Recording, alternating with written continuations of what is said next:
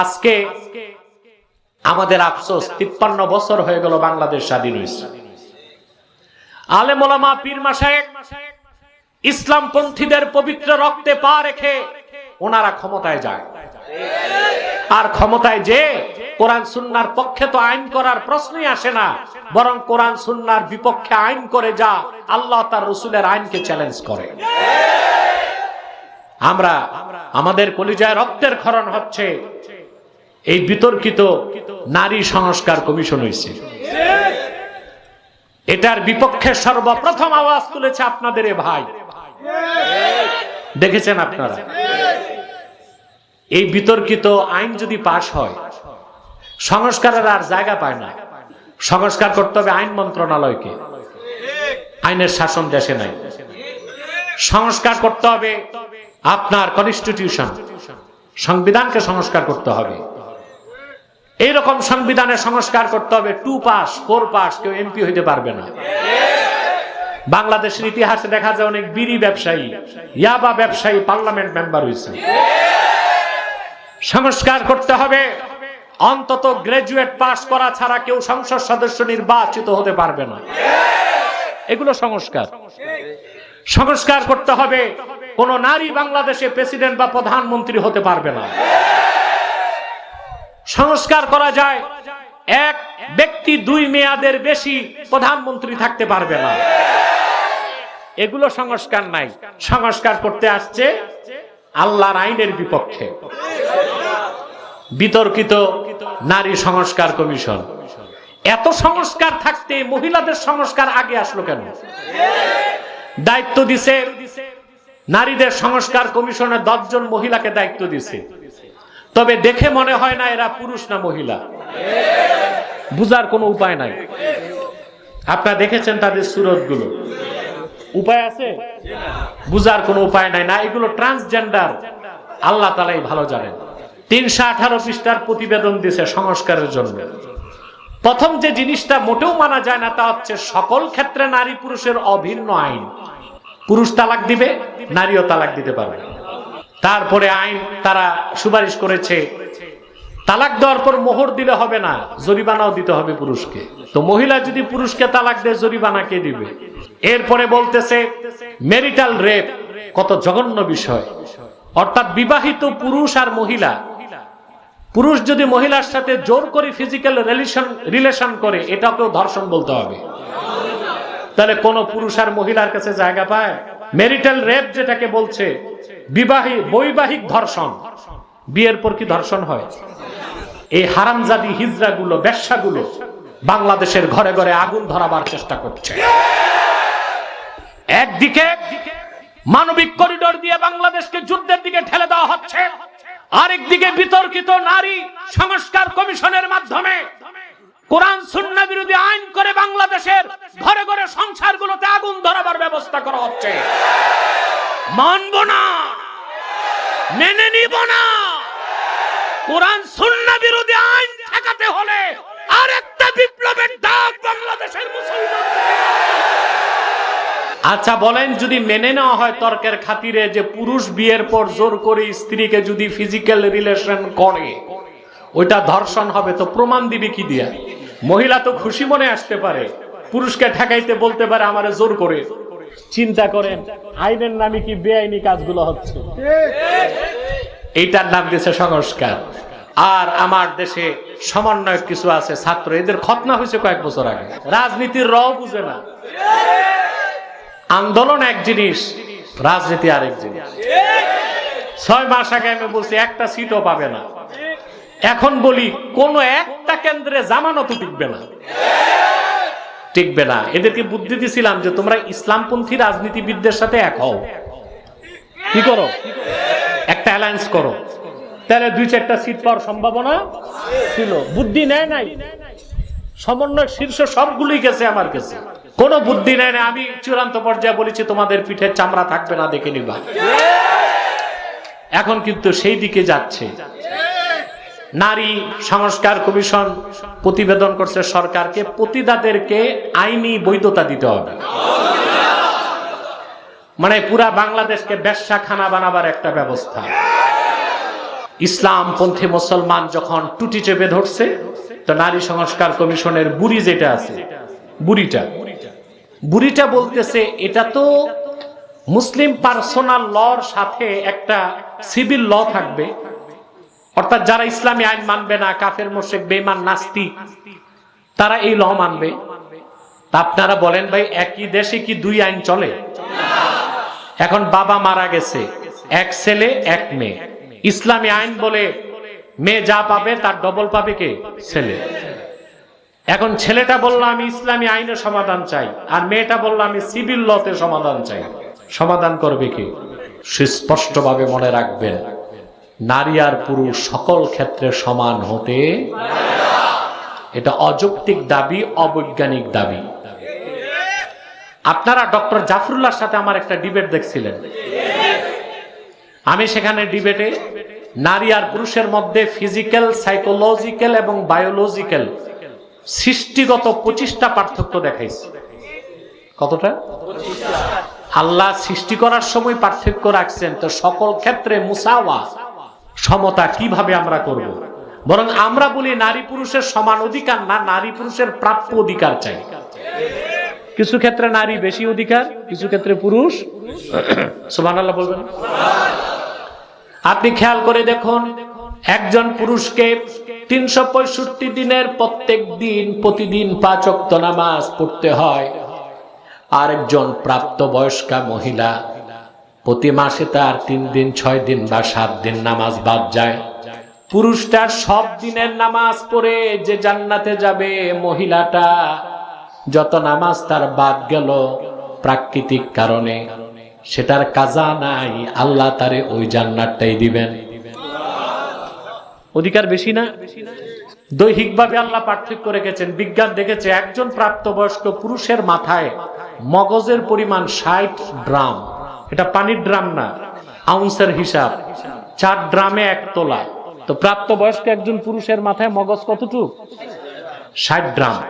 আর প্রাপ্তবয়স্ক একজন নারীর মাথায় মগজের পরিমাণ 40 ড্রাম। আল্লাহ তাআলা মগজ বন্টনের সময় তো কম দিয়েছেন, তা নারী পুরুষ সমান হয় কেমন করে?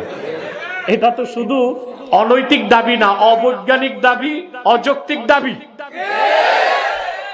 মগজ বাটোয়ারাতে কম দেওয়া হয়েছে না? পুরুষের কতটুকু, মহিলার?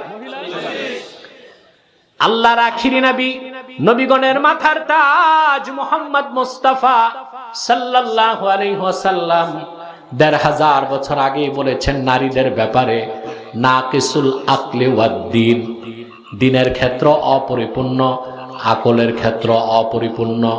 ১৫০০ বছর পরে বিজ্ঞান মস্তিষ্ক অপারেশন করে পাল্লায় ওজন দিয়া দেখলো রাসূলুল্লাহর হাদিস চিরসত্য। পুরুষের মগজ 60 গ্রাম, মহিলার মগজ, মহিলা যেই হোক, উকিল, ম্যাজিস্ট্রেট, ব্যারিস্টার, প্রধানমন্ত্রী, জাতিসংঘের মহাসচিব হোক, ওর মগজ পুরুষের চেয়ে 20 গ্রাম কম। তা আল্লাহ তো পার্থক্য রেখে দিয়েছেন। আচ্ছা আপনারা বলুন তো ভাই, বিসিএস পরীক্ষা তো রেখে দিয়েছেন, সারা পৃথিবীর এমন একটা দেশ দেখান যে দেশের সেনা প্রধান একজন নারী। কেন? শুধু নারী পুরুষ সমান অধিকার বলে প্রধানমন্ত্রী আর স্পিকার হইয়া মজা মারবা? সেনা প্রধান হও না কেন? কথা বলে না। কারণ মডার্ন ওয়ার পলিসি, আধুনিক যুদ্ধ নীতি কোন নারীকে সেনা প্রধান বানাবার পক্ষে নয়। কারণ মহিলারা দেখবেন অধিকাংশ সময় ব্যস্ত থাকে, শাড়ি কোনটা পরবে, মেকআপ কোনটা করবে। ওদিকে তো যুদ্ধ লেগে আগুন ধরে গেছে, সে তো বেখেয়ালে বলবে বোমা 2টা মারো। এই দায়িত্ব কার? পুরুষের। এই জন্য যে বেদিন বিজাতিরা বলে নারী পুরুষ সমান, ওরাও ওদের দেশে রাষ্ট্রপ্রধান কোন নারীকে, তা নারী পুরুষ সমান কি ওরাও করতে পারছে? কথা বলে না। তো সে অবৈজ্ঞানিক অযৌক্তিক দাবি বাংলাদেশে কেন চাপাই দিছে? এই বেশ্যাপতিতা নারীবাদীদেরকে সড়কে নামার জন্য। আচ্ছা আসুন, আপনারা গণতন্ত্র শিখছেন আমেরিকার কাছ থেকে। আমেরিকায় গণতন্ত্রের বয়স এখন 218 বছর। বাংলাদেশে কিসের 53? কিছুদিন মানুষ দেখছে গণতন্ত্র, তারপর বাকশাল, তারপর সামরিকতন্ত্র, আবার গণতন্ত্র, আবার স্বৈরতন্ত্র। তো এই দেশের মানুষ তো 10 বছরও গণতন্ত্র, আর আমেরিকায় গণতন্ত্র কত বছর? 218 বছর পার হয়েছে। বর্তমান প্রেসিডেন্ট এই যে পাগলাটা, সে হচ্ছে 47তম। কততম? নারীবাদীরা পশ্চিমা আব্বাদের কাছ থেকে প্রেসক্রিপশন নিয়ে বাংলাদেশে নারী আর পুরুষ সমান অধিকারের ধোঁয়া তুলেছ। তোমাদের আব্বাদের দেশে 218 বছর গণতন্ত্রের বয়স পার হয়েছে, 47তম প্রেসিডেন্ট রাষ্ট্র ক্ষমতায়, কোন একজন নারীকেও তারা প্রেসিডেন্ট বানায় না। বানাইছে কেন? ওখানে নারী পুরুষ সমান নাই। আপনার বাংলাদেশে নারী প্রধানমন্ত্রী কত বছর ছিল? অর্ধেকের বেশি। 50 বছরের অর্ধেকের বেশি, প্রায় 27 বছর প্রায়। তারপরও বাংলাদেশে স্পিকার হয়েছে নারী, প্রধানমন্ত্রী হয়েছে নারী, বিরোধী দলীয় নেতৃত্ব সেও নারী, শুধু বাইতুল মোকাররমের খতিবটা বাদ ছিল। আরেকবার চান্স পাইলে এটাও মনে করেই ফেলতো।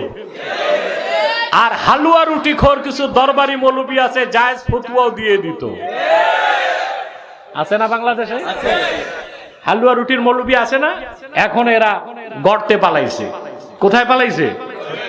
আমেরিকায় 218 বছর গণতন্ত্রের বয়স পার হয়েছে, কোন একজন নারী প্রেসিডেন্ট কেন হয় নাই? দেখুন, আমেরিকা কোন প্রেসিডেন্ট চালায় না। আমেরিকার ডিপ স্টেট রাষ্ট্রের গভীরে বসে আছে think tank, policy maker. Think tank, policy maker. ওই থিঙ্ক ট্যাঙ্করা যে পলিসি মেক করে, এর বাইরে কোন প্রেসিডেন্ট যেতে পারবে না, ওটাতেই থাকতে হবে। তারা অঘোষিত নীতি নিয়েছে, আমেরিকায় কোনোদিন কোন নারীকে তারা প্রেসিডেন্ট বানাবে না। কেন? জবাবটাও তো লাগবে। আল্লাহর আখির নবী রাহমাতুল লিল আলামিন নবীজি মুহাম্মদ মুস্তাফা সাল্লাল্লাহু আলাইহি ওয়াসাল্লাম ১৫০০ বছর আগে উম্মতকে সাবধান করেছেন। সহিহ বুখারীতে হাদিসটা আছে, লা ইউফলিহা কওমুন ওয়াল্লাউ আমরাহুম ইমরাতান। সে জাতি কোনোদিন সফল হবে না, সফলতা লাভ করবে না, যে জাতি তাদের রাষ্ট্রীয় নেতৃত্বের দায়িত্ব কোন নারীর কাছে সঁপে দিবে। অর্থাৎ যে জাতি, যে কওম তাদের রাষ্ট্র পরিচালনার দায়িত্ব কোন নারীর হাতে তুলে দিবে, সে জাতি কোনোদিনও সফলতা লাভ করবে না।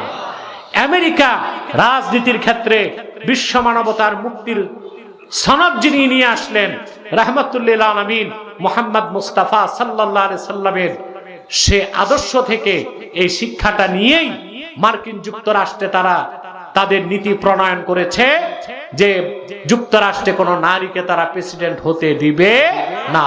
আর সেজন্যই পৃথিবীর মোড়ল হিসেবে, সুপার পাওয়ার হিসেবে আমেরিকা তার রাজত্ব টিকিয়ে রেখেছে প্রায় 100 বছর হয়ে যাচ্ছে। ওখানেই তো নারী পুরুষ সমান না। তো বাংলাদেশে নারী আর পুরুষ সমান করতে চাও কেন? সকল ক্ষেত্রে নারী পুরুষ সমান হতে পারে? জোরে বলতে হবে পারে। আমি একটা দৃষ্টান্ত দিতে চাই, তবে কথাটা অনেকটা শালীনতার মধ্যেই বলবো, বুঝার স্বার্থে বলবো। এক ইংরেজ সাহেব তার বউ ম্যাম সাহেবকে বলছে, আজ থেকে ঘরে তোমার আর আমার সমান অধিকার। ম্যাম সাহেব কয়, থ্যাংক ইউ, ভালো হয়েছে, এটাই তো চাই আমি। একদিন ইংরেজ রান্না করে তার বউ খায়, একদিন বউ রান্না করে ইংরেজ খায়। একদিন সে কাপড় ধোয়, আরেকদিন ও ঘর ঝাড়ু দেয়, আরেকদিন সে। ভালোই চলতেছে।